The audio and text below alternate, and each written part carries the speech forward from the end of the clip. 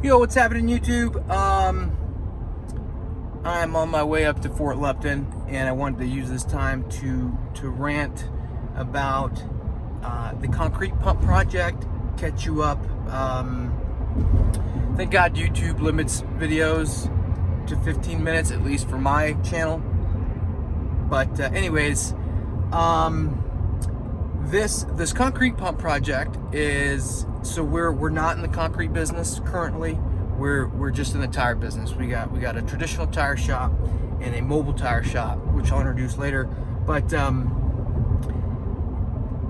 currently we're seeking to buy a Putzmeister TK40, which is a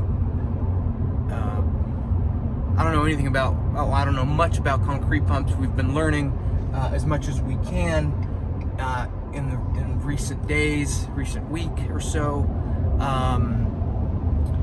But it's just a trailer pump. You know, it's literally a concrete pump on top of a trailer. We're going to be doing, the plan is to be doing just normal pours, like with like a 3.5-inch hose or a 4-inch hose. No, we're not going to be outfitted for shotcrete yet. This pump can do shotcrete. My hand's getting tired. I've been doing a lot of videos. Sorry about that. And yeah, so anyways, the project is a pivot. This originally started with us trying to expand Gallito tires into a second location. Coincidentally, I was in Brighton. Actually, I think it was a drill, and we were getting some chow,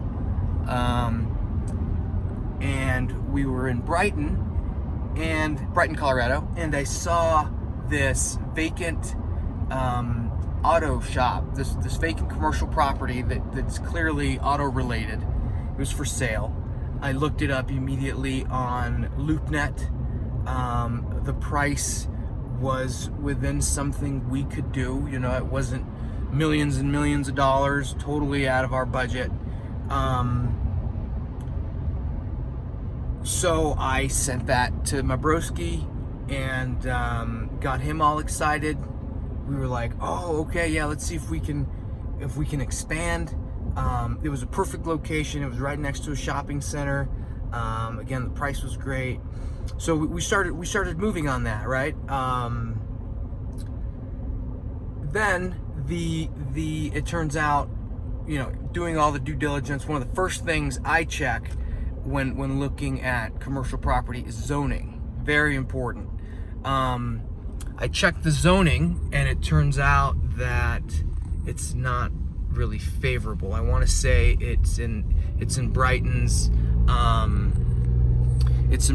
downtown district, because it was right next to a big retail shopping area, which is what made it extremely appealing to us. So the zoning wasn't great, and then, you know, reach out to the bank immediately and say, hey, this is what we want to do, because there's no point in doing anything else if the bank doesn't pre-qualify, which is the earliest step in the process, right? They give your situation a brief look. They crunch the numbers based on their criteria, and they say, yep, if this checks out, we can go ahead and do it. Or they may say, nah, there's no chance. So anyways, we reached out to our lender, and she was like, yeah, no, it'll work. So then I think we reached out to our real estate agent, now more serious, and he reached out to the listing agent, and that's when it started to go south. Didn't no response. When he finally got a hold of the listing agent, I think we both got a hold of him within a period of days. I want to say, I'm not sure. I don't remember what he told me. This I'm talking about. This is late 2019. Maybe, I don't have horrible memory, which is why I'm documenting. Yeah, fourth quarter 2019. And he told me one thing, and he told our agent, our real estate agent, a slightly different thing. It doesn't really matter. Made us believe like, oh, what's going on? Hopefully nothing shady's going on. I think he told me that it was already under contract, or yeah, he literally, when he called me back, he was like, oh, coincidentally, it just went under contract an hour ago. I was like, oh man, no, we missed it. And then I talked to our agent a few days later, and he told him something slightly different. But anyways, doesn't matter. Didn't want to sell it to us, or didn't want to sell it at all. Who knows, right? So then we were like, okay, all right, cool. Well, let's move on. At this point, we're all excited. We're all excited to expand. It's a new project. I totally have shiny object syndrome. So every time a new project comes around, I am totally stoked. And we're super anxious, super motivated to get new projects done, typical. Anywho, so then we start looking for more, for different listings. We find out that there aren't a whole lot. And again, in the tire shop space, you don't just need an automotive related commercial property. You need an automotive related commercial property in an excellent retail spot. So, it makes it slightly harder. There were some listings, but they were in industrial parks. So that wasn't going to work. So shout out to Commerce City PD. I missed, that's why I lowered the phone there, but shout out to them. Stay safe out there, gents. So then we were like, oh, okay, so then let's find an empty lot and let's see if we can build.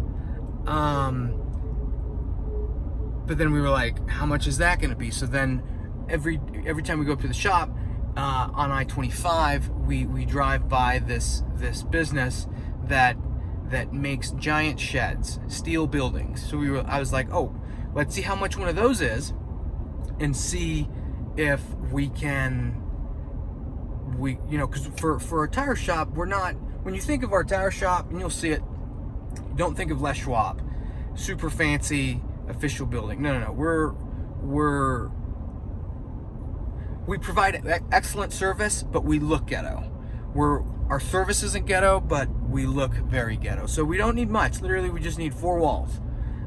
So this giant shed, picture, something somebody would build as a barn or a big shed for their RV, something like that.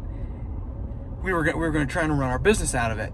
I go to them, and it turns out that it's incredibly affordable to build one of these buildings.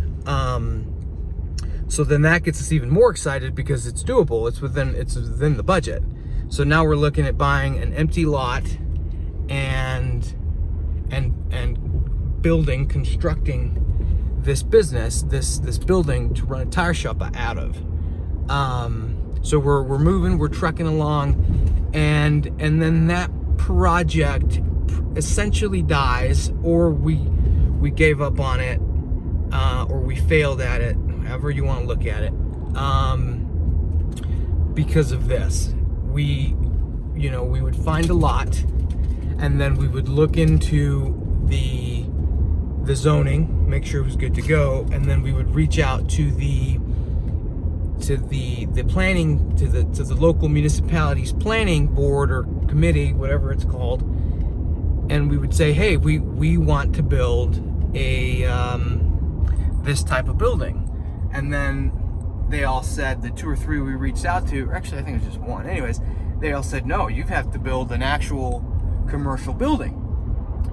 And then I went over to the and I'm at 9 minutes, holy crap, I haven't even started talking about the concrete pump. I would do some research. Long story short,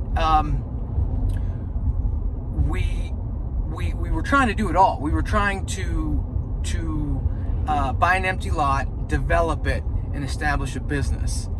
And that's incredibly risky, because if we buy a lot now we're stuck with an empty lot, and we have to make payments on it, right? And then if we can't get the type of building approved by the city, there ain't gonna be no business. And now we have an empty lot that we have to make a monthly mortgage payment on, right? So we quickly learned the job of the developer. So clearly that's the arbitrage that these big developers do. They're more expert at it, you know. They have more expertise in it. So they buy this empty lot and they turn it into these, you know, a usable business space, and that takes risk away from the business operators or the local business. You would think this was common sense, or should have been common sense to us, but it wasn't. We figured it out, you know, trying to establish a second shop. So anyways, we backed off. We were like, okay, so we don't have enough money to buy the lot and build an actual building. I reached out to a local construction company, and they told me that we were looking at I think, you know, $300 to $350 per square foot, and we need at least 1,200 square feet, which is small for a shop. But do the math, that's a lot of money that we don't have that we can't borrow, because you need you know, 20-30% down payment, stuff like that, plus the lot, which we were looking at lots for, you know, $500K, $600K, maybe less. But anyways, so that's that. So we backed off because we weren't going to take the risk, and the only way to do this was to find a seller that was willing to accept in the contract to buy all of these contingencies, which would have been, hey, you know, let's go under contract, and then let's wait until we have an approved building design. I don't know the technical term, but an approved building, which, by the way, is this non-conventional shed we want to use to save money.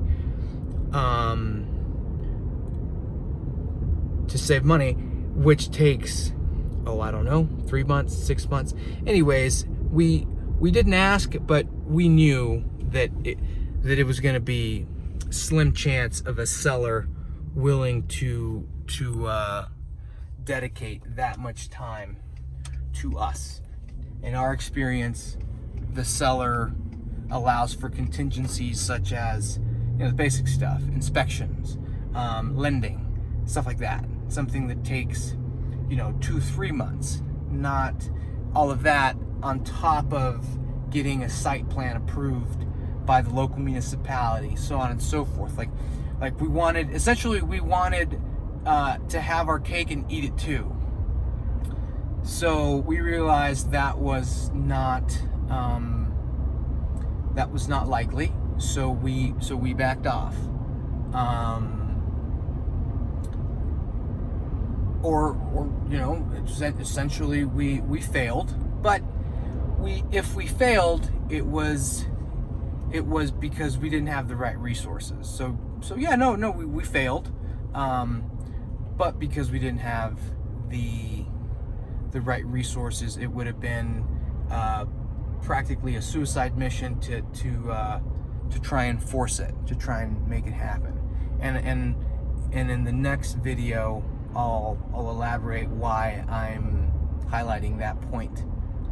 But anyways, this was supposed to be a video about the concrete pump. It turned into a video strictly about us trying to expand Gallito tires into a second location, but it is what it is. I'll make another one right now about the concrete pump.